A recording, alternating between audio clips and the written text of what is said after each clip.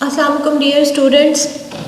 हमने अपने previous lecture में आपको पता है कि cardinal approach of consumer behaviour हमने पढ़ी, जिसमें हमने law of equi marginal utility या कानून मसावी फ़ायदा मुख्ततिम पढ़ा। तो अब जो है उस टॉपिक में हमने जो है कानून मसावी फ़ायदा मुख्ततिम की लिमिटेशंस, उसकी प्रैक्टिकल इम्पोर्टेंस पढ़ी। तो उसकी लिमिटेशंस में हमने देखा कि लॉ ऑफ जो इक्वी मार्जिनल यूटिलिटी है उसके अंदर बहुत सारी खामियां हैं, और सबसे जो मेन उसमें खामी है वो ये है कि वो एक फ़र्ज़ी नंबर्स के ऊपर बेस करती है। यानी कि कानून मसावी फ़ायदा मुख्ततिम को हमने एक्सप्लेन किया है फ़र्ज़ी नंबर्स के ज़रिए, क्योंकि अफादा को मैयर करने के लिए हमारे पास कोई भी ऐसा पैमाना नहीं है प्रैक्टिकल लाइफ में जिससे हम ज़हनी सूरत हाल को मैयर कर सकें। तो इस प्रॉब्लम से निपटने के लिए इकोनॉमिस्ट ने इस थेरी को इम्प्रूव किया, और टाइम के साथ साथ मज़ीद न्यू थेरीज़ जो हैं वो डेवलप होती गई। तो हम यही आज एक नेक्स्ट थेरी पढ़ेंगे जो कि इस थेरी से बेहतर है, और उसके अंदर जो है ना इस मसले का एक सलूशन पेश किया गया है कि कंज्यूमर बिहेवियर जो है वो उसको हम एक्सप्लेन कैसे करेंगे। अगर हम फ़र्ज़ी नंबर्स यूज़ नहीं करते तो फिर हम कैसे कंज्यूमर बिहेवियर को या सारिफ के रवैये को हम एक्सप्लेन करेंगे। तो हमारी जो हमारा टॉपिक है, नेक्स्ट थेरी है, वो है इंडिफरेंस कर्व अप्रोच। इसको हम ऑर्डिनल अप्रोच भी कहते हैं, ordinal approach of consumer behaviour, यानी कि सारिफ के रवैये को हम फ़र्ज़ी नंबरों के ज़रिए हम इसमें ज़ाहिर नहीं करते, यानी कि ऑर्डिनल नंबर्स के कार्डिनल नंबर्स के ज़रिए ज़ाहिर नहीं करते, आदात के ज़रिए चूँकि हम ज़ाहिर नहीं कर सकते, तो लिहाजा इसके अंदर हम जो इसको हम अफादा की तरतीब वार पैमाइश का नज़रिया भी कहते हैं, क्योंकि इसमें हम ऑर्डर्स की सूरत में यूटिलिटी को ज़ाहिर करते हैं। और ऑर्डर्स क्या होते हैं, यानी कि हम तरतीब में जो है मुख्तलिफ़ चीज़ों को सारिफ की पसंद के लिहाज से हम अरेंज कर सकते हैं, उसकी तरतीब लगा सकते हैं। ठीक है, इसीलिए हम इसको ऑर्डिनल अप्रोच कहते हैं। और ये मुख्तलिफ़ लोगों ने इसको इस थेरी को पेश किया 1881 में। इस थेरी का जो ये नज़रिया जो है ये इसका आगाज़ हो चुका था इस नज़रिए का, और मुख्तलिफ़ लोगों ने इसको पेश किया जिसमें एजवर्थ, प्रेटो, हिक वगैरह शामिल थे। उसके बाद जो है फाइनली 1930 के अंदर हिक्स ने, J.R. हिक्स जो है उसने इस नज़रिए की जो मौजूदा शक्ल में इसको डेवलप किया। तो ये हम इसको स्टडी करते हैं।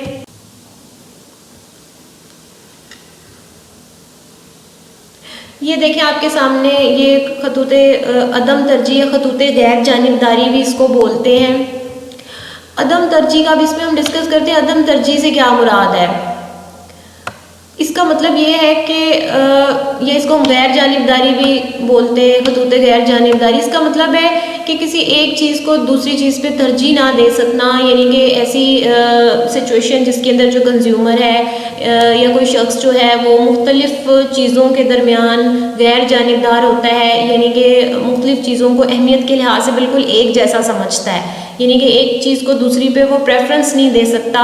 वो तमाम जो उसमें ऑप्शंस उसके सामने होती हैं वो उसके लिए एक जितनी इम्पोर्टेंट है, तो वो डिसाइड नहीं कर पाता कि किस ऑप्शन के ऊपर तरजीह दे, तो क्योंकि वो सब एक जैसी होती हैं उसके लिए। ठीक है, तो ये कॉन्सेप्ट है इसके अंदर। इस नज़रिए के मुताबिक जब एक सारिफ अपनी ख्वाहिशात की ज़्यादा से ज़्यादा तस्कीन के लिए अपनी आमदनी को मुख्तलिफ़ मदाद पर खर्च करता है और मुख्तलिफ़ मिक़दारें मसलन मुख्तलिफ़ कीमतों पर ख़रीदता है, तो इन अशिया के बाज़ जट या मजमूए से तस्कीन का यकसा मेयार फ़राहम करते हैं।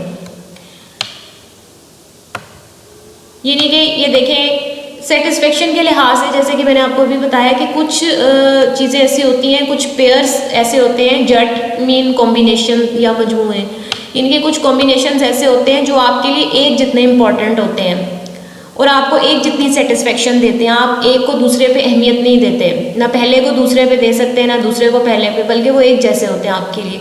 तो ऐसी सिचुएशन में हम कहेंगे कि आप गैर जानिबदार हैं। अदम तरजीह का ख़त मुख्तलिफ़ अशिया के ऐसे ही जोड़ों से तरतीब पाता है जो इसे बराबर तस्कीन देते हैं, यानी कि जो बराबर तस्कीन देने वाले कॉम्बिनेशंस होते हैं उनको मिला के ये कर्व बनाया जाता है। इसे आसान अल्फाज में इस तरह से बयान किया जाता है, ख़त-ए-दम तरजीह से मुराद ऐसा ख़त है जो एक सारिफ को दो शिया के मुख्तलिफ जोड़ों से यकसा तस्कीन देने वाले नुकात मिलाने से हासिल होता है। सारिफ इन मुख्तलिफ जोड़ों में से किसी एक को दूसरे पर तरजीह नहीं दे पाता, बल्कि वो इनके दरमियान गैर जानिबदार रहता है। An indifference curve is a locus of points or combinations of goods, each of which yields the same level of total utility satisfaction to which the consumer becomes indifferent. या इसको यूँ भी कह सकते हैं, indifference curve indicates various combination of two goods which gives the consumer an equal level of satisfaction या total utility. चूँकि हम टोटल यूटिलिटी को या यूटिलिटी को, मार्जिनल यूटिलिटी को हम मैयर नहीं कर सकते नंबर्स में, लेकिन हम उसको तरतीब दे सकते हैं। हम ये नहीं कह सकते कि एक चीज़ से, एक कॉम्बिनेशन से हमें 10 अफादा हासिल हो रहा है, 20 हो रहा है, 30 हो रहा है, लेकिन ये कह सकते हैं कि इससे ज़्यादा हो रहा है, इस कॉम्बिनेशन से दूसरे कॉम्बिनेशन से कम हो रहा है, तीसरे कॉम्बिनेशन से उससे कम हो रहा है। यानी कि हम ये बता सकते हैं कि ये चीज़ हमें ज़्यादा पसंद है, ये चीज़ उससे कम पसंद है, ये चीज़ उससे कम पसंद है। इस तरह से हम अपनी पसंद के लिहाज से मुख्तलिफ चीज़ों को तरतीब दे सकते हैं। तो यही चीज़ इस थ्योरी के अंदर बयान की गई है। इंडिफरेंस कर्व की एक्सप्लेनेशन के लिए एक टेबल हमने बनाया है।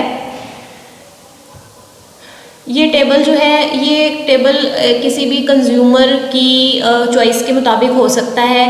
कोई भी एक कंज्यूमर हो सकता है जिसकी इस किस्म की चॉइस हो सकती है, जिसको हमने इस टेबल में जाहिर किया है। जैसे यहाँ पर इसके डिफरेंट कॉलम्स हैं। देखिए फर्स्ट कॉलम्स जो है इसमें हमने कॉम्बिनेशंस लिखे हैं। उन कॉम्बिनेशंस को हमने ABCD का नाम दिया है, या फर्स्ट, सेकंड, थर्ड, फोर्थ भी आप इसे कह सकते हैं। जैसे आप एक कंज्यूमर है और आपने 2 चीज़ें ख़रीदनी है बाज़ार जाके, ठीक है। अच्छा, ये 2 गुड मॉडल है, ठीक है। तो इसके अंदर जो है हमने 2 ही अशिया ली हैं, ठीक है। ये 2 गुड्स के ऊपर बेस्ड है ये वाला जो ये थ्योरी है। यानी कि इसमें हमने जो एग्जांपल लेते हैं हम, उसमें हम 2 कमोडिटीज़ ही ले रहे हैं, तो इसलिए हम इसको 2 गुड मॉडल कहते हैं।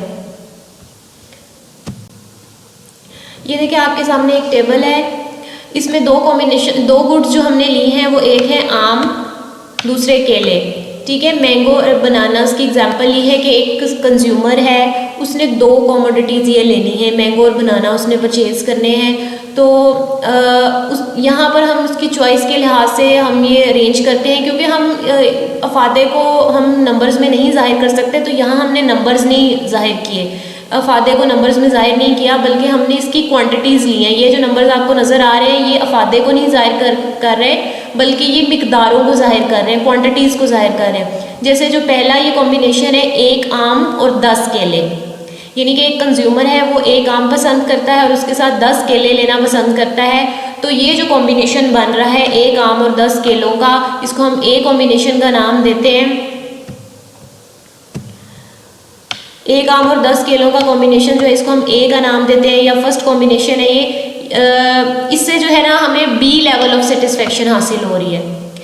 चूँकि हम तस्कीन या अफादे को हम मैयर नहीं कर सकते नंबर्स में, तो लिहाजा हमने नंबर्स में मैयर नहीं किया, बल्कि उसको हमने उसका लेवल जो है ना उसको जाहिर करने के लिए हमने यहाँ पर कोई भी अल्फ़ाबेट लिख दिया। आप B लिख सकते हैं, A लिख सकते हैं, K लिख सकते हैं, M लिख सकते हैं, कोई भी यहाँ पर आप अल्फ़ाबेट लिख सकते हैं लेवल को जाहिर करने के लिए उसके।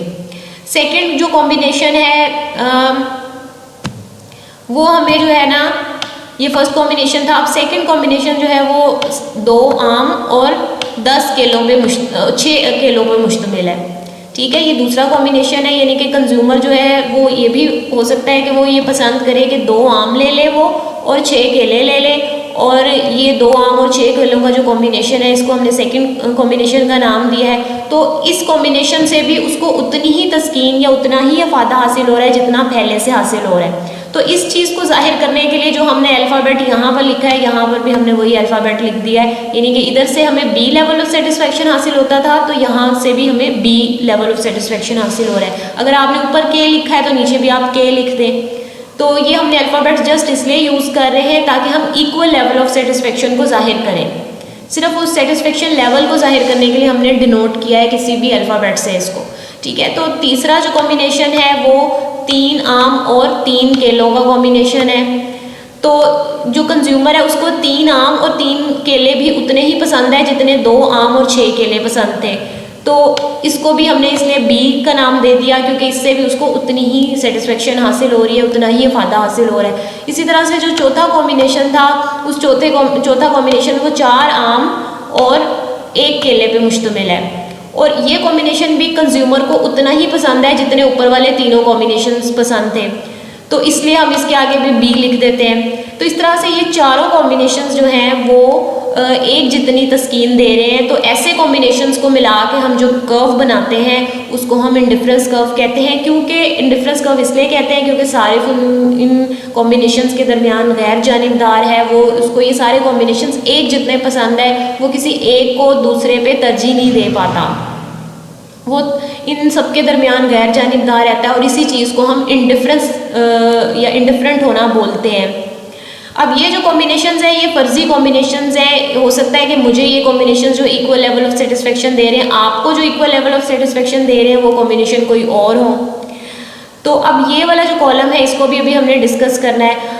ठीक है, ये वाला जो कॉलम है ये मार्जिनल रेट ऑफ सब्स्टिट्यूशन को जाहिर कर रहा है, जिसको हम MRS बोलते हैं। ठीक है, तो अब ये देखें, ये जो कॉम्बिनेशंस हैं ये हम इक्वल लेवल ऑफ सेटिस्फेक्शन क्यों दे रहे हैं, इसके पीछे जो है ना वो एक लॉजिक है।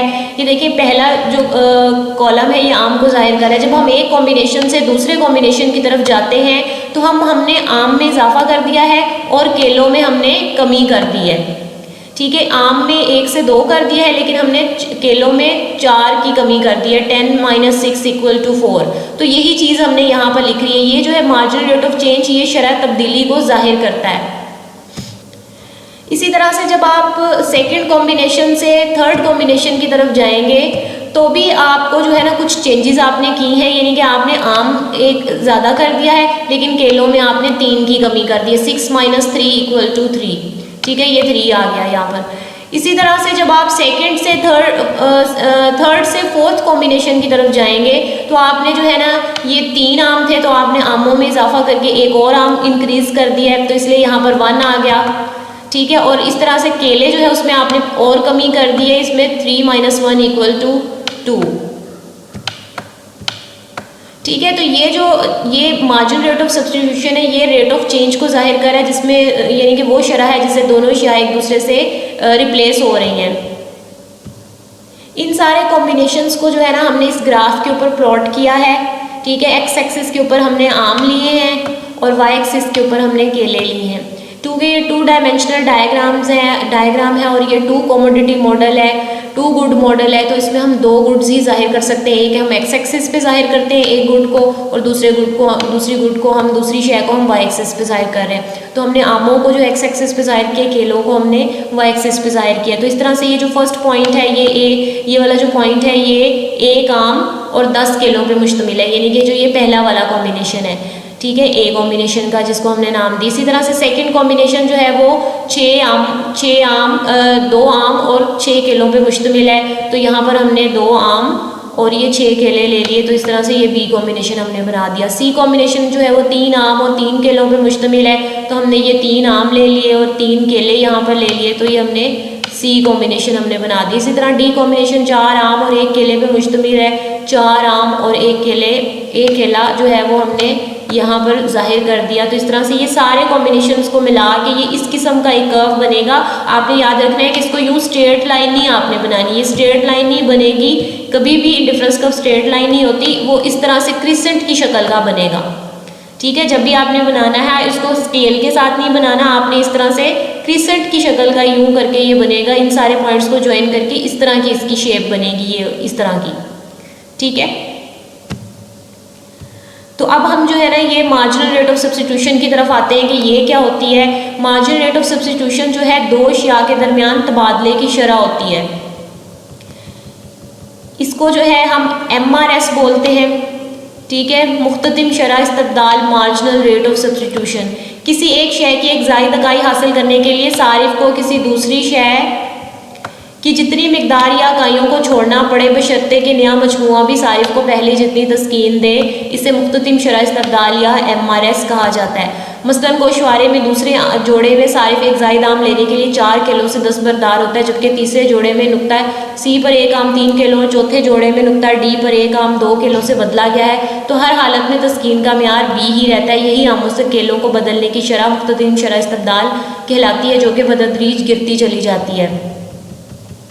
ठीक है, अब आपको समझ में आ गया कि MRS क्या होती है। ये दो अशिया के दरमियान तबादला की शरह होती है सिंपल वर्ड्स में, यानी कि जब आप एक कॉम्बिनेशन से दूसरे कॉम्बिनेशन की तरफ आते हैं तो आप एक आम हासिल करने के लिए कितने केलों को आप छोड़ रहे हैं। ठीक है, ये जो डिफरेंस है इसके अंदर आमों में डिफरेंस और केलों के दरमियान जो डिफरेंस है उसी को हमने यहाँ से जाहिर किया है, यानी कि एक आम में आपने इजाफा किया है, इसमें हमने साइन नहीं लिखा, यहाँ पर जो इसका साइन आ रहा है वो नहीं लिखा, हमने जस्ट डिफरेंस लिखा है, यानी कि 1 से 2 कर दिया है तो 1 का डिफरेंस आ रहा है।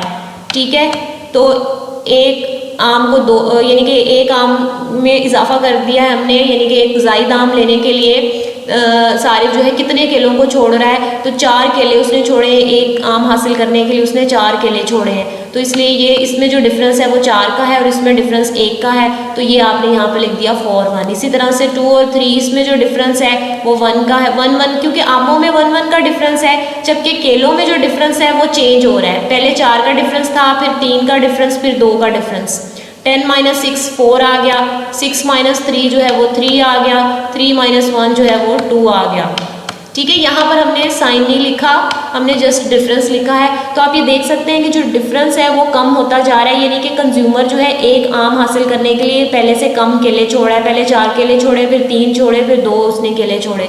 तो ये जो MRS है ये गिरती चली जाती है और जो है ना ये कॉम्बिनेशन जितने नया जो कॉम्बिनेशन बनता है वो भी हमें उतनी ही सेटिस्फेक्शन देता है जितनी पहले कॉम्बिनेशन ने दी थी। ये हमारी अजम्पशन है। ठीक है, ये जो सेटिस्फेक्शन लेवल हमने यहाँ पर एज्यूम किया है, ये हमने फ़र्ज़ किया है कि ये कॉम्बिनेशंस जो है ना वो हमें यानी एक जैसी सेटिस्फेक्शन दे रहे हैं, यानी कि ये किसी भी एक कंज्यूमर के हवाले से हमने इसको फ़र्ज़ किया है, यानी कि मुझे अगर ये 2 कॉम्बिनेशन एक जितनी तस्कीन दे रहे हैं, ज़रूरी नहीं कि आपको भी उतनी ही तस्कीन दे, हो सकता है आपको B कॉम्बिनेशन A कॉम्बिनेशन से ज़्यादा पसंद है, तो मैंने अपनी सेटिस्फेक्शन के हवाले से ये टेबल बनाया है। ठीक है, मुझे ये चारों कॉम्बिनेशन एक जैसे पसंद थे, तो इसलिए इन चारों को मिला के मैंने एक टेबल बना लिया और इससे ये मैंने डिफरेंस कर्व ड्रॉ कर लिया। अब आपको जो कॉम्बिनेशंस पसंद है आप उसके हिसाब से बना सकते हैं कि हर कंज्यूमर जो है वो अपनी सेटिस्फेक्शन के हिसाब से वो कॉम्बिनेशन चूज़ कर सकता है जो उसको एक जितनी तस्कीन दे रहे हैं, और उनको उन सारे कॉम्बिनेशन से उसको एक जितनी तस्कीन हासिल हो रही है, तो उन कॉम्बिनेशंस को मिला के वो एक इंडिफरेंस कर्व बना सकता है। तो आई होप ये आपको समझ में आ गई होगी। Keep watching. अल्लाह हाफिज़।